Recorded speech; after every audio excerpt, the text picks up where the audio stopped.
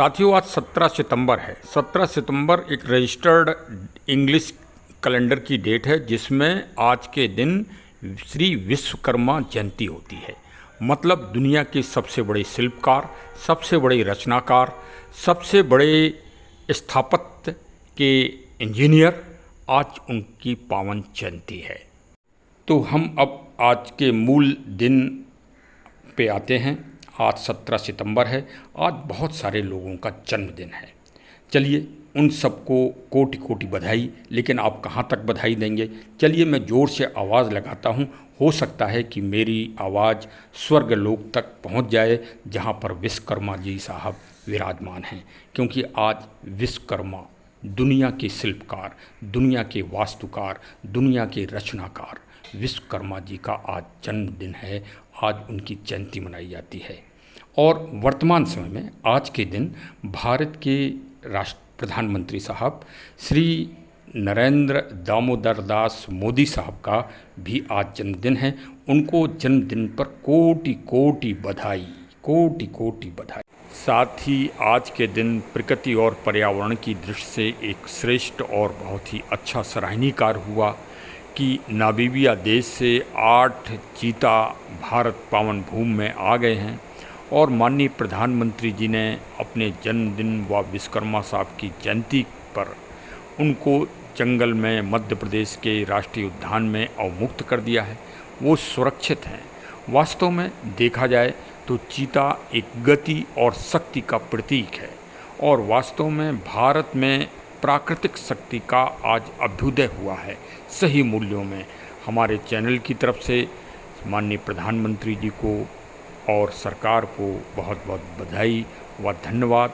धन्यवाद व बधाई देने के कारण सबसे बड़ा कारण यह है कि पिछली सरकारों ने एक कहावत चरितार्थ की थी जो मैंने बचपन में पढ़ी थी कि तू चल मैं आता हूँ, चुपड़ी रोटी खाता हूँ, हरी डाल पे बैठा हूँ। उस कहावत के भ्रम को आज तोड़ दिया और साकार कर दिया। इसमें वास्तव में माननीय प्रधानमंत्री जी व सरकार की लगन व कर्मशीलता का ये परिचायक है कि वास्तव में वो कर्मवादी हैं। कर्म सिर्फ नर और मानव को ही नहीं, देवताओं को भी करना पड़ता है। जो देवता श्रेष्ठ कार्य करते हैं, जनभावना उन्हीं के साथ है। और उसके सबसे बड़े दुनिया में अगर कोई उदाहरण है तो श्री विश्वकर्मा साहब हैं। आज कलयुग में उनके महान कार्य को चलो मैं एक उदाहरण के द्वारा आपको समझाने का प्रयास कर रहा हूँ। अब हम पूज्य श्री विश्वकर्मा जी पर आ रहे हैं। एक हमारे शुभचिंतक हैं, उन्होंने हमसे फ़ोन किया कि साहब, उन्होंने हमसे ये प्रश्न किया कि आप ये बताएं, आप विश्वकर्मा जी के गीत गा रहे हैं और उनकी प्रशंसा कर रहे हैं और उनकी महानता बता रहे हैं, तो विश्वकर्मा साहब ने कलयुग में क्या किया? अरे भाई, सतयुग में तो उन्होंने स्वर्गपुरी बनाई भगवान के लिए और इंद्रासन के लिए। स्वर्गपुरी मतलब बनाई, स्वर्गलोक जिसे कहा जाए। और फिर दूसरा युग त्रेता युग आया तो भगवान प्रभु श्री शिव जी के लिए उन्होंने लंका बनाई थी, जो भगवान शिव जी के शिष्य रावण ने जो है प्राप्त कर ली।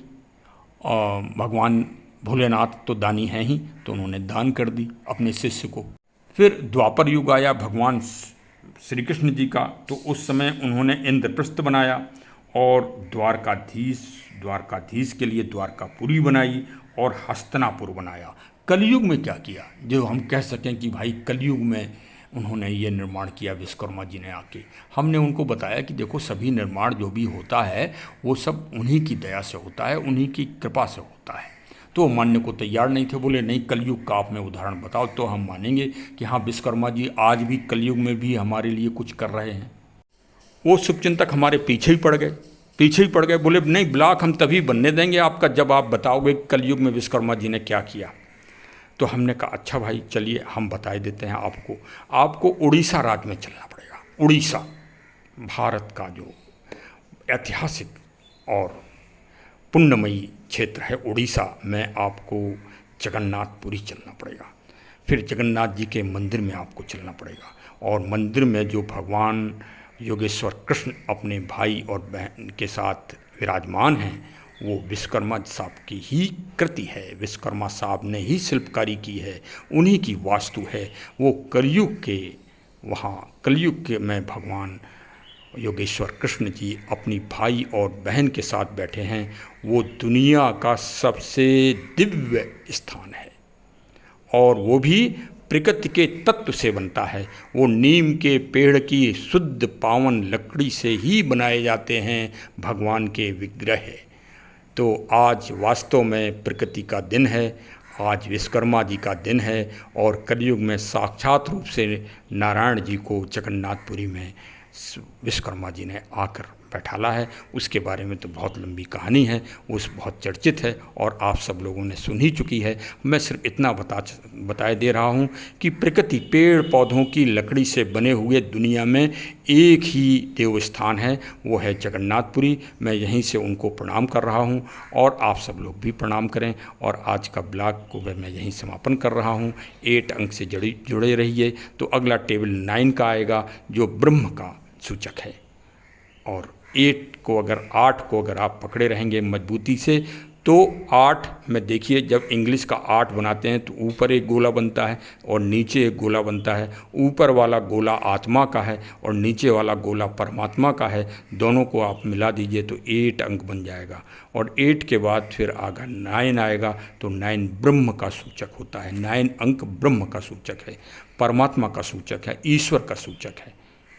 तो चलिए आज इतना काफ़ी है और ये एकदम नई चीज़ है।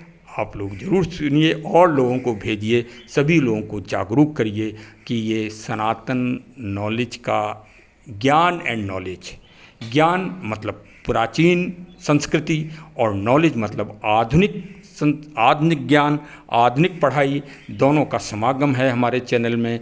ज्ञान और एंड नॉलेज हमारे चैनल का नाम है। तो मैं प्रयास करता हूँ कि प्राचीन संस्कृति भी रहे और आधुनिक ज्ञान भी, नॉलेज भी रहे और दोनों का समागम हो। और आप ऐसे प्रिय लोग हमारे चैनल को सब्सक्राइब करते रहें और आनंद लेते रहें प्रकृति और आध्यात्मिक और सामयिक घटनाओं का। तो चलिए आज बहुत कुछ हो गया है। कल चीता के बारे में ज़रूर सुनिए, अनुरोध है, आपको नई चीज़ मिलेगी और आपको वास्तव में एकदम आपको अच्छा लगेगा। धन्यवाद।